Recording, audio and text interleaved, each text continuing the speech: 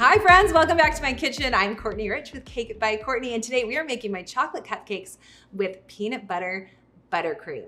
For today's video though, I'm just gonna do a half batch, so you'll see that this looks a little bit smaller when you're looking at the quantities, but with the recipe that I post below, that's a full batch, meaning it's gonna make about 22 to 24 cupcakes, and today I'm just doing a dozen cupcakes. So just had to preface with that. This chocolate cake recipe that I use all the time in my cakes makes a delicious and wonderful cupcake. It's rich, it's moist, it's so flavorful. Let's get to it. The first thing we're gonna do is we're just gonna add our dry ingredients together. So we have our flour, our good rich cocoa powder. Now remember, with cocoa powder, there are some differences depending on the brand and the type you get. I highly recommend you go with a good quality cocoa powder. I like Extra Brut Cacao Berry from Calabo. It is a dark chocolate and it's high in fat. And sometimes we don't think that cocoa powder has fat in it. Oh yes, it does, and it's a game changer. This will make your cake or your cupcakes extra moist because of that fat. So we've got that in there. We've got a little bit of our sugar, add that in.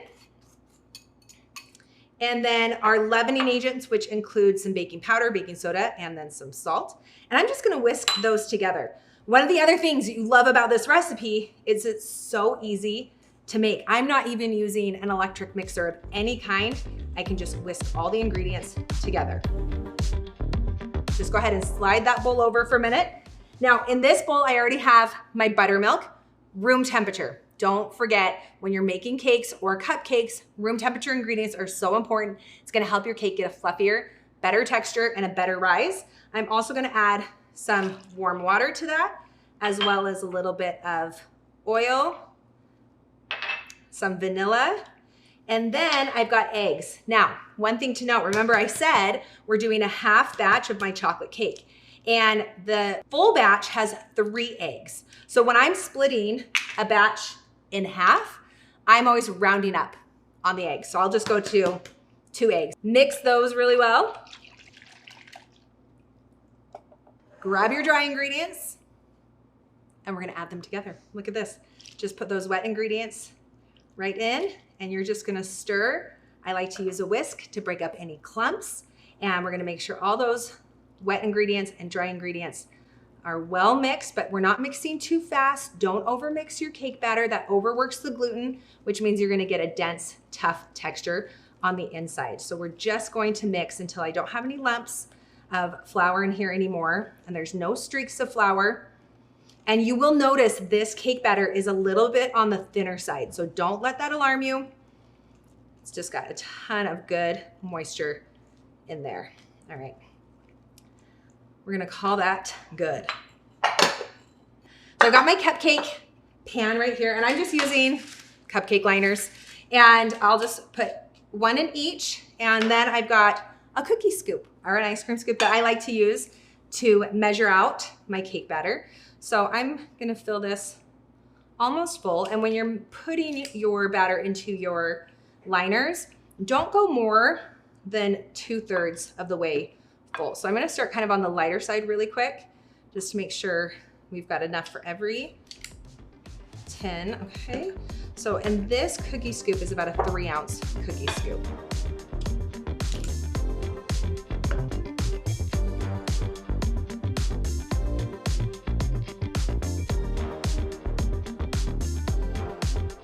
"12 cupcakes, all set. Nothing too full. Like I said, don't go over about 2/3 of the way full on the cupcake liners. We're gonna bake them at 325 for about 22 minutes.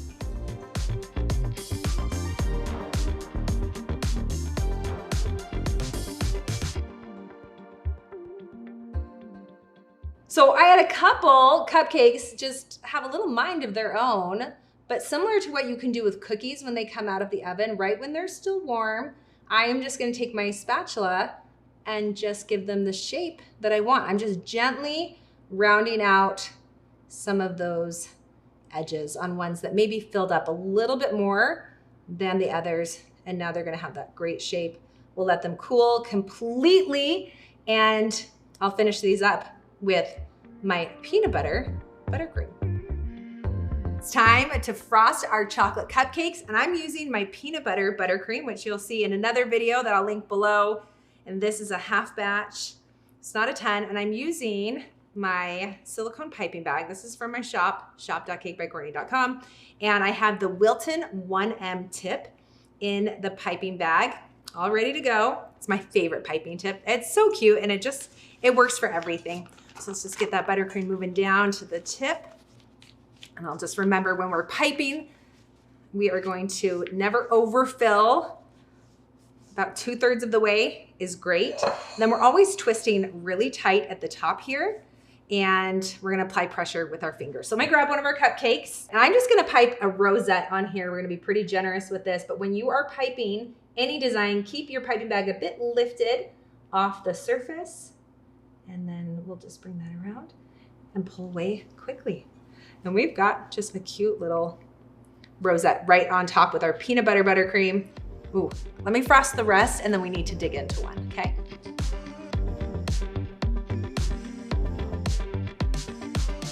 I have these dark chocolate. They're called Pearl Crisp, and I thought they'd be so cute on top if we just sprinkle a few on each of our cupcakes. They taste so yummy. And you can just find these online, but they're called Chocolate Pearl Crisp. They come in a caramel flavor as well. And I just find they can be some of the cutest, just little accents on our cakes and our cupcakes. Plus the flavor is so yummy. So I'm just gonna throw a few on each of these. And of course, the one I'm about to dig into. All right, time to unwrap and dig in. First of all, take a look at this texture. Sometimes I feel like you gotta like bounce it, play with it. You can see that texture is just so tender. It's got really great color. And now, okay, there's no way to do this without making a mess, but here we go.